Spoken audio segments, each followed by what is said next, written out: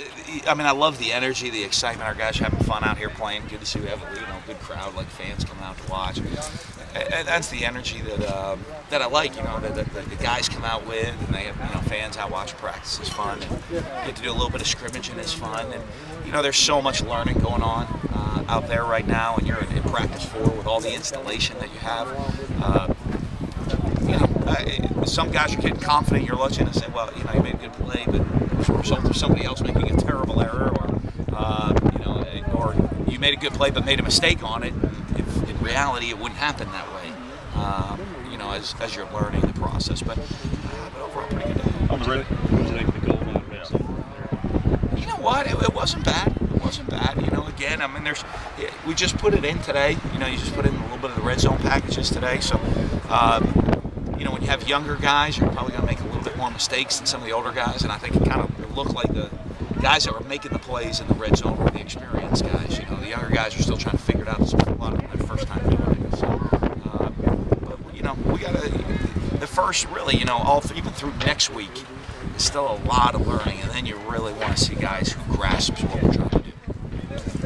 What's the plan for the next practice next week and moving forward? We got another big installation on Tuesday. We'll watch this on film on Monday. Let everybody go home, spend Easter with their families, and we'll come back, watch the film with everybody on Monday. Come out Tuesday with another big installation, and then after that, really everything we're going to install in Springs In. There's one more day of a couple small things here and there, but we'll have another. We'll kind of go next Saturday, a week from Saturday, will be a big scrimmage for us when the whole practice will be scrimmage. All the installation, everything's installed, so they can just go scrimmage. Tyler and the quarterbacks working some under center. How do you feel about their comfort level there now? Good. We did a bunch of it last year too, so he's there. I think it's something that a guy like Tyler that most of his career in the shotgun always takes a little bit of work. It's good that we'll probably even emphasize it more at practice. Because you got to get them comfortable at doing it before you feel good about putting it in a game. But it just adds a little different dimension. Let's talk about mixing and matching a lot of guys on defense, especially as defensive linemen. Yeah, one of the things, especially defensively, even on defense, I mean, you want to be able to roll guys through on defense in a game. You got to feel comfortable with your 2 DB. You should be in a game playing at least 22 guys on defense in a game, hopefully up to 30 that play in the course of the game. So, like you said, if you only ever play, you can get stuck, and we monitor that sometimes in this group always plays together and that group always plays together. Then there's an injury and a guy's like, well, I'm not used to these guys around me. So as you mix and match guys, they get comfortable with doing their job with all the guys around them on the field. Guys like Robert Johnson, Jamie Lewis seem to be having a good camp so far. Yeah, this is kind of their year, I mean, and they know, I think before, and they've done good things in the past, but they always had that safety net of a lot of experienced guys still on the roster. Now they're the experienced guys, so I do think that's something for them that they really have to come out with a great focus every single day. You like what you see out of Justin Cox? I know that the transition's got to be fast for him as a JUCO kid, and that's frustrating, but it seems like he gets it. I like his athletic ability. I like his physicalness and his energy on the field. You got to figure out what to do because you'll watch him one play. I mean, he's sitting in the flat. There goes a guy deep running right by him, and it's like, oh, I'm supposed to be back there. And but that comes with times, with reps, and for like a lot of these guys, the young guys, we put a lot in and a lot on them to see what sticks and what they can grasp. So there's probably more than he's ever done before in such a short term.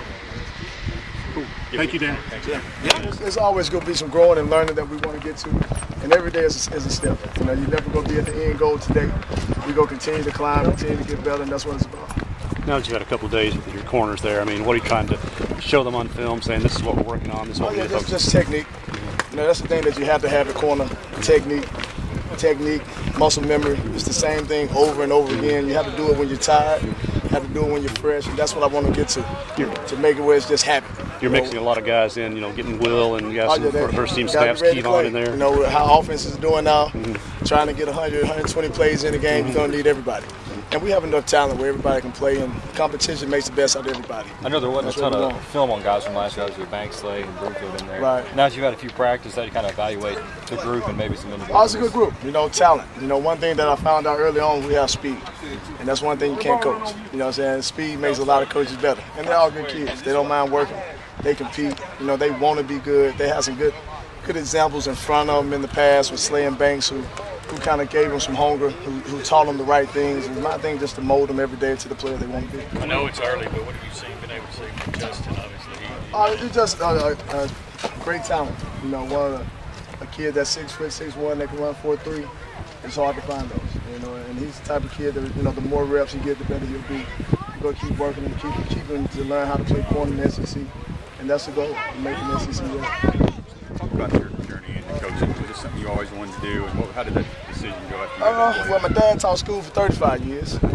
And but how I played and the guys I played with, you know, my rookie year, they take you on your wing. How I was taught how to play the game was to teach others under you, because you need everybody to be good. And that's just a part of how I was. And the coaches in Pittsburgh always said, whenever you're done, we're going to hire you to coach. And my defensive back coach became the coordinator in Arizona, and he hired me to coach. So, you know, that's just the way I was brought up. You know, we always used to say you're only strong as your weakest link. And when the young cats came in, we wanted him to know the same things that we know. And that's just the way I am, and that's how I want my guys to be. You know, I want them to share everything they have, everything that can make that next guy better.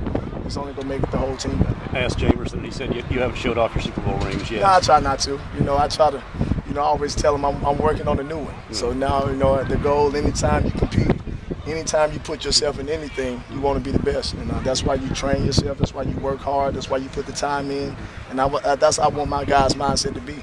If they're in something, they want to be the best at it. What's it going to be like playing against your alma mater, coaching against your alma mater? Hey, you know one thing about it, football is football. I want to win. You know, I left one team I played for 12 years, played with another. I wanted to beat that team I played with for 12 years. So whatever team I own, I want to win. A couple of questions. What's the transition been like from playing to coaching in the NFL, and now you're at this level? Well, you know, the one thing about going from playing to coaching is you can't play anymore. So the great thing about it is it was time for me to hang it up. But it's just a way for me to share the things that I know those guys at the next level looking for. Because all of my time was spent talking on technique, staying square, and sitting in meetings, evaluating corners in college. So it gives me an advantage to help the young guys to reach some of those. One of the differences with college is that now you've got to do some recruiting and add guys. What's that process been like for you? How do you try to kind of catch up to speed with everything? But one thing about it, I think it gives me a little advantage. You know, I'm kind of young, you know, similar age. Still listen to some of the music they listen to.